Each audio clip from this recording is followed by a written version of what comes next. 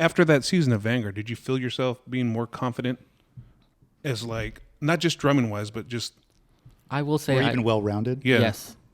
The amount, like, I'll say like maybe 2010 Vanguard Cadets was some of the most fun I had in terms of just, because it was just like, it's very much its own experience and it's a lot of fun. I had a lot of like cool times. 2011 was not much fun, but it was the most rewarding one. Like at the end of that summer, it was like, damn, like I learned a whole bunch of stuff. Talk about like, I said it as a metaphor, like it was like flipping it upside down the other side of it, like going to Paul. Like it literally was that. I was like, there's some times when I remember being in rehearsal and hearing the instructors tell me something that would maybe be the opposite of what some other instructors would have told me. Sure. But I was like, well, let's just do it. And then it worked and it was like, whoa, what's going on? And then that kind of opens the doors like, okay, what makes things successful? So the whole summer I was just like, okay, that sounded better because of what we did. How does that apply? Like, how can I like recreate that? What's the root of that? And then that kind of... And that's really interesting because now all of a sudden, while you're trying to make your way as a performer, right? And you're trying to make your way with the information, you're also, without even knowing it, you're starting to build the tools as an instructor, you know, because you're literally like, the information really matters at that point. And in deciphering it, now all of a sudden you're thinking about the information on a whole different level, that's really, and again, it's like, it's funny because you say like,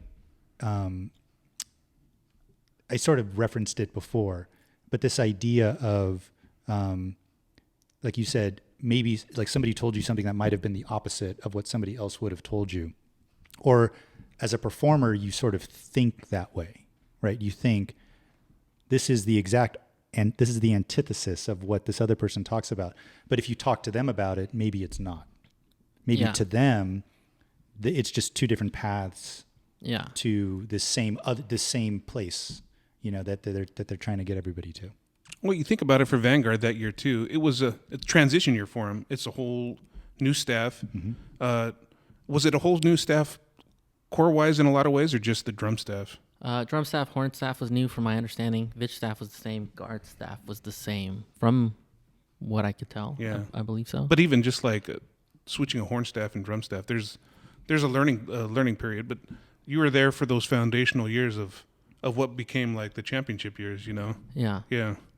I mean, I will say,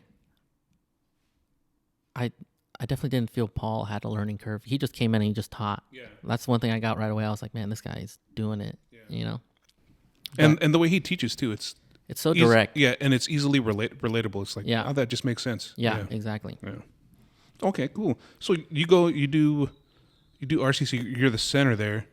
And did you do another year of Vanguard? Yeah. Okay. So you did 2012. Mm-hmm. Okay.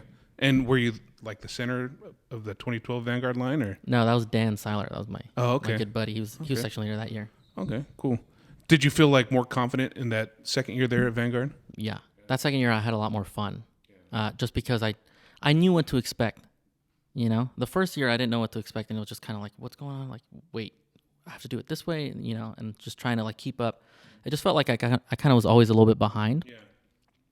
2012, I think I didn't realize that going into it, I remember thinking it was just going to be the same thing. And I was like, all right, I'm prepared. Like I know what I'm getting into. But then all of a sudden it felt like I wasn't behind, and I was like, oh, okay, this is actually enjoyable. Like, not like it wasn't enjoyable, but it's a different experience, And then that one, I mean, same thing. You meet new people. You make lifelong friends at these things, Absolutely. And I did it for like 7 years, That first year at Vanguard, a lot of the Phantom guys came over, correct? Yeah. That second year, was there audition-wise, were there a lot more people auditioning for that second year that you were there? That 2012 line? I don't know. That was the first year they did the Texas thing. Oh. So there was probably a bunch of people there. I didn't go to it. I always went to the California one. Yeah. But how many vets were in that line? I don't know. There was like 5 of us that marched the year before in the snare line. Maybe 4. I can't remember. Okay. So it was like a whole bunch of newer people. Mm-hmm. Okay. And we sort of just glossed over that you guys won indoor in 2012. Yeah. And it was a little bit of a, like, people knew. I mean, I'll say from the outside, people were like, "Oh yeah, RCC, they just have the show this year and they're performing the hell out of it. So who's going to take second?" But we've never actually even talked about that. Is the competition side like, was that all? Obviously, everybody's wanting to be as good as possible. Yeah. But winning, was that a big deal for you, or were you just like, yeah, something to feel good about, being rewarded for all the hard work and stuff like that? But it wasn't like you mentioned checking the boxes off and stuff. Yeah. Well, was that a moment for you at all? Well, that 2012, absolutely. Mm-hmm. Because you got to think about it. That we were playing to win for 4 years at that point. Yeah. That was a 4-year journey for me, and then we get that. That was like, man, like we just went to bed that night. Like we didn't have to do anything else. We just went to sleep and woke up and we're like super happy, Right. Which was interesting. But I remember riding that, like, kind of that high for like a week, or like, I remember just like walking around and be like, man, I did it. Like, or like, we did it. That's how I should say it. I didn't do it. We did it. Like the whole group, this whole team effort. But for me, that one was just like, man, it felt like a 4-year journey, because it was. Being a section leader of a line like that, what advice could you give for the younger generation that gets put into that leadership position? Like, what are some things that you think that they could probably, might want to think about doing when they get put into, anybody that gets put into a leadership position like that? I mean, the main thing, you're going to have a great staff. The main thing that you need to learn how to do, if you don't do it already, is just to be decisive. It's the little things that the section leaders really kind of can help with the most. And an example of that is like your learning drill, because a lot of times people will stage by like in person. They'll be like, hey, you go here, you go here, you go here. And they just put you there. And then somebody asks like, hey, is this right foot dot or something? And it's like the section leader just needs to make a decision, like just make it right foot. And if it needs to change, then they just change it. But so it's not one of those things like, well, what do you guys think we should do? No, you just got to be the guy. Yeah. Just do it. Yeah. Just be decisive. Boom. Be autonomous. Be like, hey, we need to get the drums off. Boom, boom, boom. Like, and even knowing, I feel like that's I remember, because I've been a part of a couple of groups that got bumped to World, and people talk about what's the difference between Open Class and World, and what you're talking about is one of those sort of not really ever talked about things that differentiates, which is there's a whole slew of decisions that the membership needs to make. Essentially, not necessarily on their own, but on their own. There's like the staff has certain things that they're checking off. Like we're getting this done, we're getting this done, we're getting this done. And in World Class, they need to know that the members are taking care of this, this, and this, and that the section leader, right, is the one sort of leading that charge. And it's funny. It's always funny when I feel like Jamie Hawley was the one where I got this from, where students would ask me, and I'd go, I'm like, that's not a me question, that's a you question.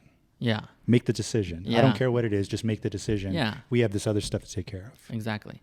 So that's, I mean, just part of the responsibility, being decisive, because that essentially, it's going to translate into your playing. You don't want somebody in the middle guessing what they're going to play. I mean, you don't want anybody in the line guessing what they're going to play. And then also, I mean, you got to be able to demonstrate the part and like play it and be the example, So those are kind of the tips I would say. But I mean, in terms of like in the moment, kind of from what I learned from experience, like about playing in the center and things aren't going your way, don't react to the dirt. That's like the big one. If you hear something like not going your way, don't play louder. If you hear something that you think is slow, don't play faster. Just play it where it's supposed to be. Just stay true to that. Make sure, hopefully the center 3 are okay, But if you just stay predictable and you just keep it down the middle, calm, cool, collected, that'll pull the sound back in more than just like trying to prove a point, Interesting. That's the one that's like, okay, that one. That's huge. Yeah. That's huge. And I think, maybe not intuitive for some performers coming up. It takes a while. I actually learned that one, or it actually like kind of clicked for me years later, because I'd work at Disneyland, right, doing the Sound Sensational Parade, and I'd be, they would schedule us, and we'd be in different spots of the line every day, and then you switch or whatever. different person would be in the middle every day. They'd be scheduled to be the lead, Mm-hmm. and you'd have a different snare like every day or whatever. And you learn like some people's tendencies, and the ones that I kind of noticed as a line player, I was like, man, when this person just stays right down the middle, and they just like, because you'll hear it sometimes. Some people are just having a bad, like an off day, right? They're not playing that well, whatever. Like, it happens to all of us. Mm-hmm. Sometimes you hear that like on the other side of the line or on your side of the line, but then from all those years of experience, you can hear down the line, and I can hear the center just like staying steady, like unwavering, not upset, staying calm, like not taking it personally, not proving a point, and then eventually it would clear up, Right. you know. And I was just like, man, maybe that is the way, you know. And then I just started doing that with the way I played, because I'd still drum on the players' drums all the time, and then I just stay there, and I hear it like make its way there. I'm like, okay. That way, it just kind of eventually it kind of calibrates itself, you know. Mm-hmm. Mm-hmm. Yeah, it when it gets out a little, it just kind of falls back into where it needs to be. Yeah. As long as you just stay the course. Yeah. Mm-hmm. So being decisive, being predictable, consistent, not overreacting. Yes. Right. Anything else? Maybe that. I don't know. Just try to be the example in everything. Yeah. You know. Mm-hmm. Make sure you're. I mean, it sounds silly, but make sure you're not the one with the fees that are behind. You know. Yeah. Make sure you're not the one blowing off the visual aspect. Like, you are the example. You know. Mm-hmm. Don't be the one that's late to like Exactly. all the stuff. Yeah. Yeah. Yeah, and for the time you're at the helm, you are establishing the culture. I heard about. I was hearing some professional athletes actually talk about this. That, you know, it's like the culture. Yes, at any group is a certain way, but the membership really defines it for any given year. You know, and the section leader is a big part of establishing that. Yeah, we're getting into your age outs now. Yeah. Last year of summer, last year of winter. Mm-hmm. What was that? So you talked a little bit about it before, but it's coming to an end, right? Did you feel that during your last summer with in 2012? Yeah, I think so. I remember thinking, well, this is it. Like, let's go for it, you know? I mean, I guess I did that every summer, but it felt a little more real. And then the older you get, I mean, I can't speak for everybody, but somebody who's does as much drum corps as I do, probably Nick RC felt the same way. Going towards the end, you're like, okay, we're ready for this to we're glad we're doing it, super proud of it, but we're ready for the next thing. We're ready to move on. But we're going to finish it, you know? So 2012 was kind of like that, but also something about it, like it just clicked in a certain way that 2011 didn't. Maybe the show came together a little easier. Maybe the people in the line just clicked a little better. I don't know, but that summer was a lot of fun. We played really well, like the whole year. I just remember just drumming during the day, and it sounded great, which like never happens in drum corps, you know. So, plus like some of those guys are still friends with me. Jason Schlodweiler, he was like, it was his first year. He stood right next to me. Mr. Flow marching himself. Yep. Yeah. Yeah, he was in line with me right outside, Mm-hmm. and I used to joke around with him all the time. It was pretty good. Isn't it great that how we all march like whatever eras we march in, but our friends that we still have, like for us 30 years later, are still like the people that we marched with back in the day. Yeah. Like for you, I mean, it's not as long, but you'll find that a lot of your friends as you get older are going to be the people that you went through all these swamp tour and everything with, you know. Yeah. And you can always like commiserate about, you know, whatever show that was like terrible or whatever housing site was like the worst. Yeah. The cold showers and hot showers. And maybe you in like while you're going through it, you're not even thinking about that. And maybe you're thinking about other stuff. But a lot of that other stuff, whether it be the competitive aspect, whether it be how the season's going, kind of fades away. And the friendships are the things you're like, oh, this is actually what that experience gave me that is going to continue, that I'm going to continue to get something from years and years and years and years afterwards. Yeah, absolutely. I will say in it, you're just trying to have as much fun as you can while working hard. Right. So like you find things here and there to like, you know, enjoy. Was there anything, I know you sort of spoke about it on like a zoomed out macro level, but were there any particular moments from your time at Vanguard that you were like, this was a moment. This was impactful, meaningful, a lesson learned, or just something that was really great or really bad? I can think of a couple of things. These are memories that I'm always gonna have. Maybe not the most productive in terms of rehearsal time, but I'll say it. It's been 10 years. The statute of limitations is up. Go ahead. Yeah, I know they can't get me in trouble. So we were. I think it was a full ensemble. The snares are in this like block. We're about to run this chunk, and it starts off like pick up. Maybe there's some roll or something like that. Mm-hmm. And Dan, the center snare, he's like in the center of the block, and he knows this. He was so mad. He's tapping off, and his stick bag is like not Velcroed on the bottom, and for some reason I just didn't even hesitate. Like as he's tapping off, I like lean over and I flip his stick bag on his drum. So like we're hauling back and we're playing the rep, and he couldn't play, and he was so mad, and I was just laughing at him. And it was pretty funny. I shouldn't have done it, but yeah. But it's just something like that. It's just like I don't know why. I just thought, and he told me as he was tapping, I was like, I could tell you were gonna do something, but at the same time, the year before, the tables were turned. We used to have this pose, like the snares would be like kind of on a knee, and I would pose and I'd be standing up, and Dan was like maybe right here, and he would just, I don't know how he would do it. He just gave me this look, but it would be like, it would make me laugh. And he would do it on purpose. And like we're in a run through like prelims day, and somebody on staff would tell me like, look at the snares, they're just dicking around over there, and you can't hear anything. You just see me like like just shaking because I'm laughing, but I'm not trying to make any noise. Yeah. But I mean things like that. That's what I remember. But in terms of like playing clean, or like the drumming aspect. Yeah, I mean it's the whole time. I mean, things from camp like Paul saying something and then it clicks, like tracking, and then just like Paul says something and it's like, oh man, like that clicks now. Mm-hmm. And it's these little moments that add up. It's not like one big moment that's just like, whoa, this changed my life. These little moments that add up and make a big difference. Here's an interesting question. Did you bring anything back from, because you were section leader 2012, 2013 RCC. Yeah. Did you bring back any of that Vanguard with you? Yeah, definitely. I mean, more so timing and the listening skills, ear training stuff that Paul would talk about, probably the number one thing on the hit list was attacks, like how they're like literally the most important thing.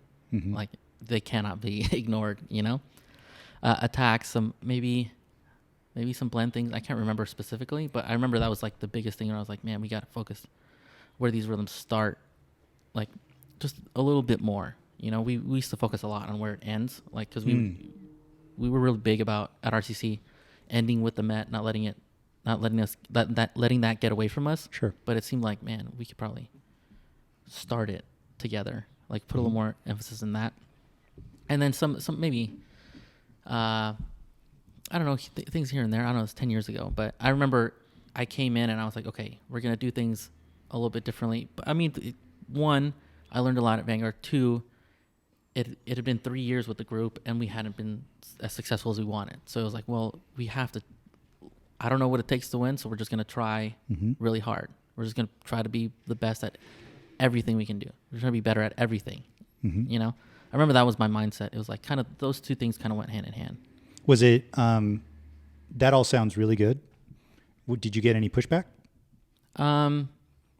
Maybe, but also like kind of no, like it worked out. I mean, it was different for people that had also been there for a couple of years. Sure. And there was we had some conversations, but it wasn't anything like bad. I mean, obviously it kind of worked out, Yeah. You think? For sure. But again, it was a team effort. Like, it's not like I just came in and I saved it. Like, definitely not. They put a killer product out there.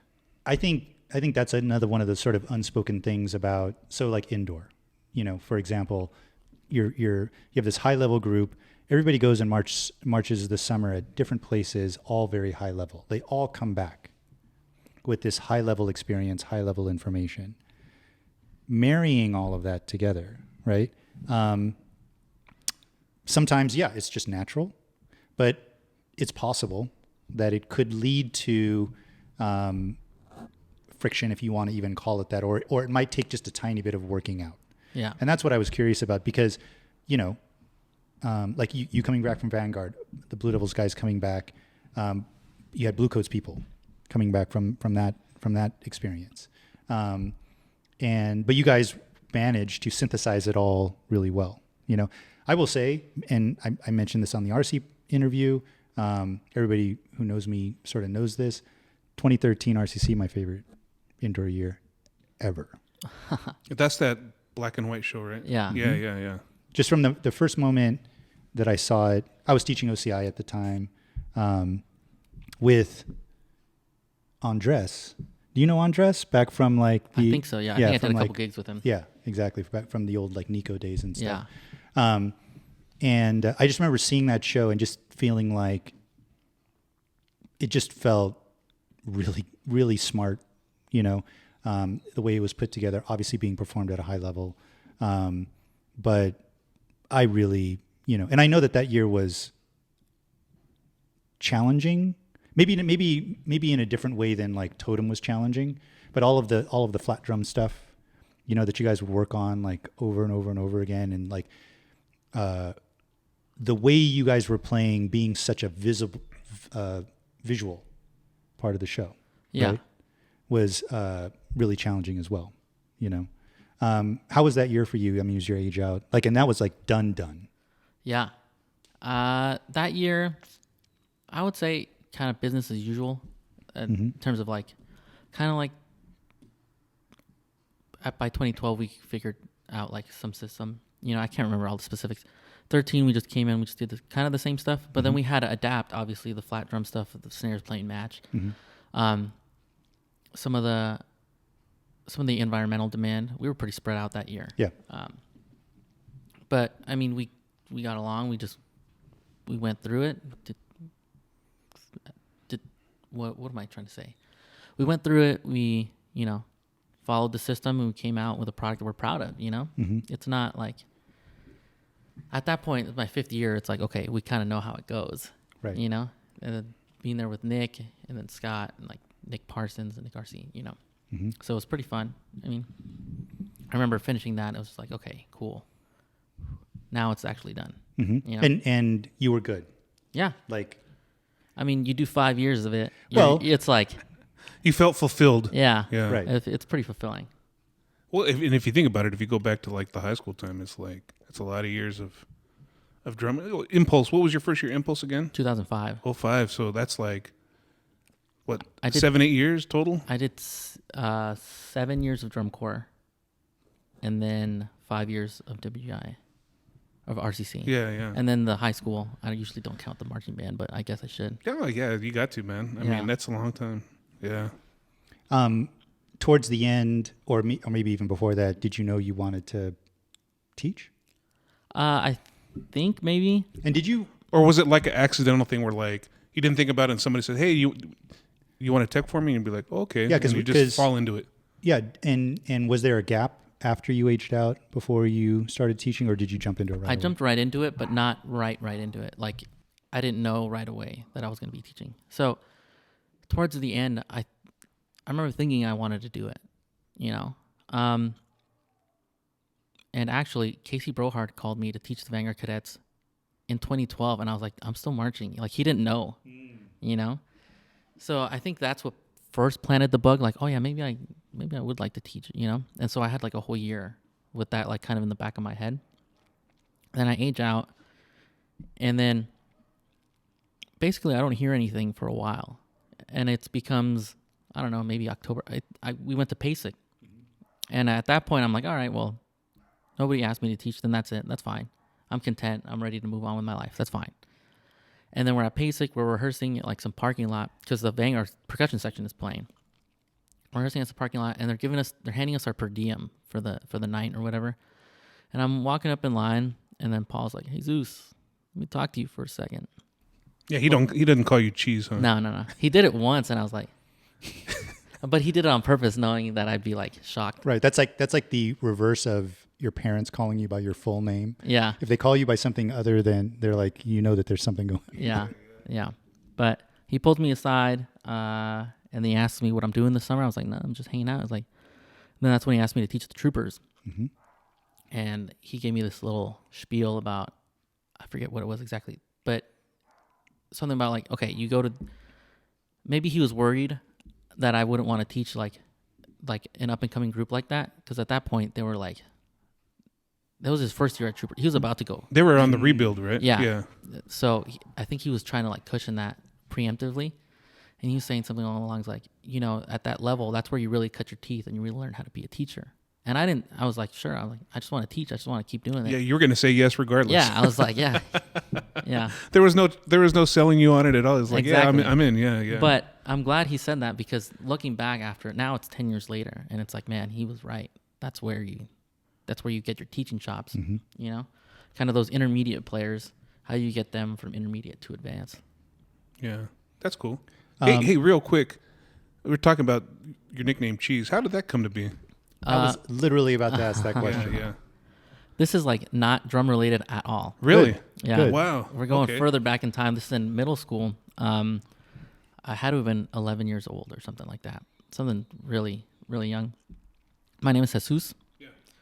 I was at the point where everybody would just say my name with an English accent, even though everybody I went to school with spoke Spanish. They could pronounce it correctly, but everyone just pronounced my name Jesus for like years. Mm. And then one person started calling me Chisas.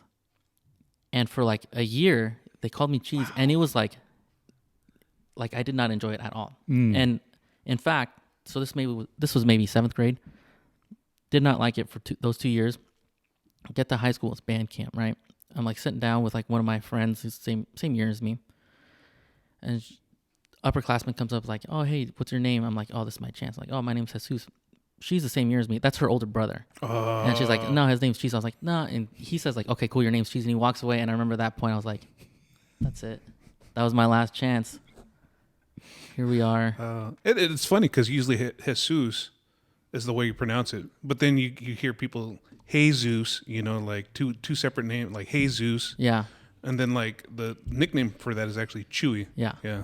So I'm surprised no one called you Chew, but it just ended up being Cheese. Just ended up being Cheese. And this was in middle school, and then just happened to stick through. Only because you weren't a little more assertive at that one I time. know. You could have stopped it. I know, I should have stopped it.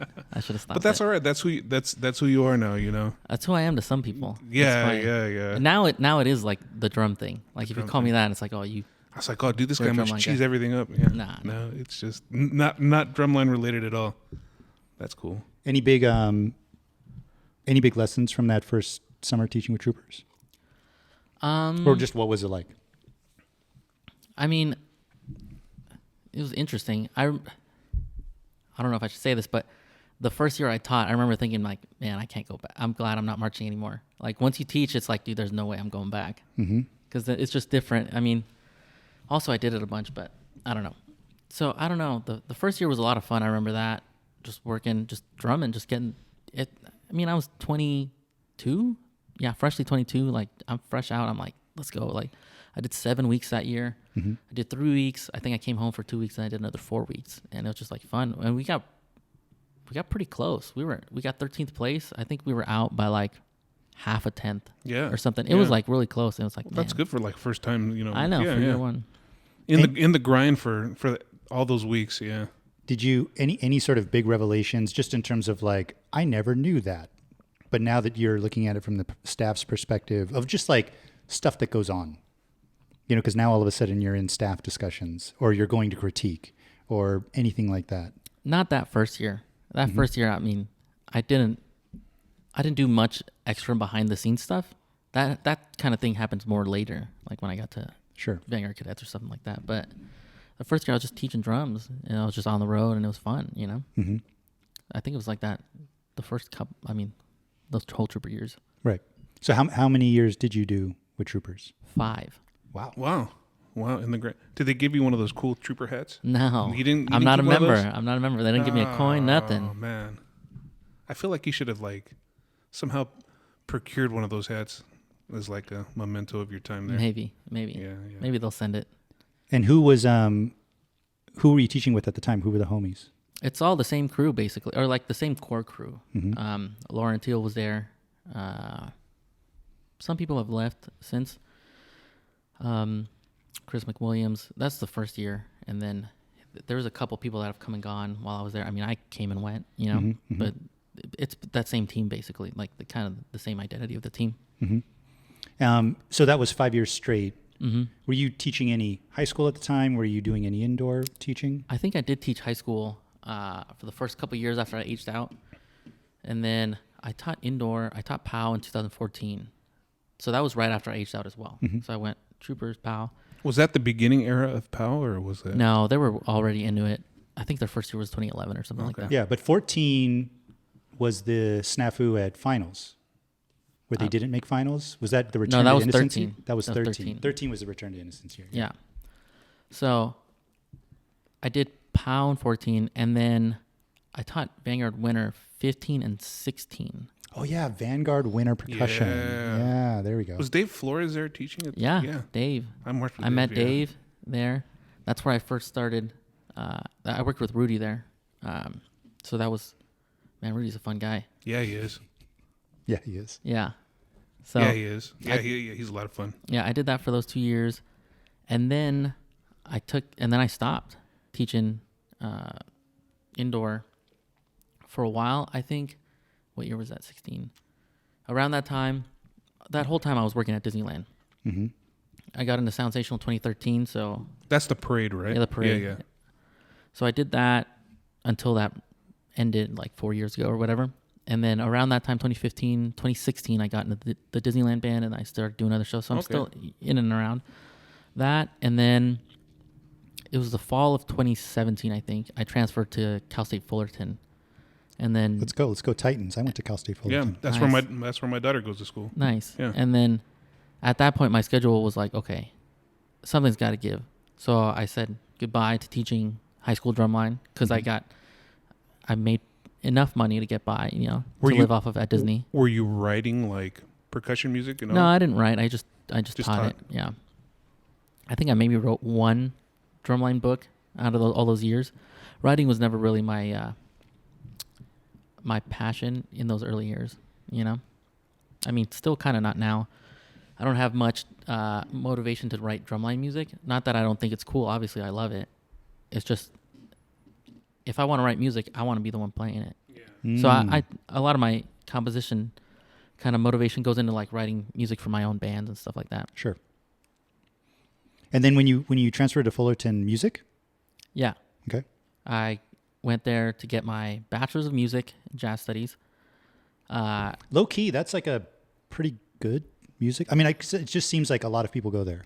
It's cool. I mean, it's more of like a traditional jazz type of vibe, Okay. Which is fine. Like, it's great. That's what you kind of need. Everybody kind of needs. Mm-hmm. Here's what I remember about the Fullerton program from back in the day. It was like a lot of teachers came out of the Fullerton program, like band director teachers came out of the Yeah, Fullerton there's a program. big the credential program is one of the best in the state, Okay. from what I understand.